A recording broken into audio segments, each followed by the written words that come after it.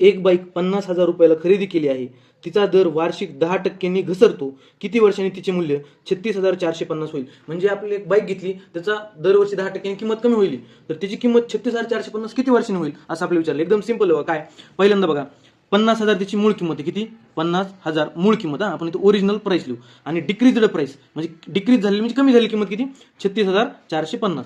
मित्रांनो बघा, आता आपल्या व्याजाचा दर किती, म्हणजे घसरण्याचा दर किती दिला आपल्याला? 10%. किती दिलाय? 10%. 10% म्हणजे काय असतं मित्रांनो? 1/10 असतं. याचा अर्थ काय असतो बघा, ही झाली ओरिजिनल प्राइस आणि ही काय?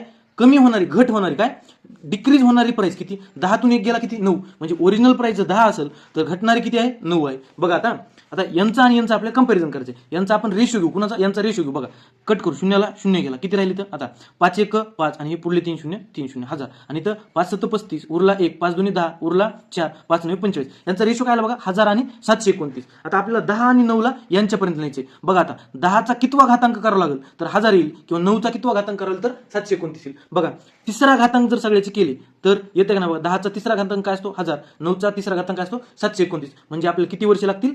3 वर्ष लागतील बाईकची किंमत तेवढी कमी व्हायला. धन्यवाद.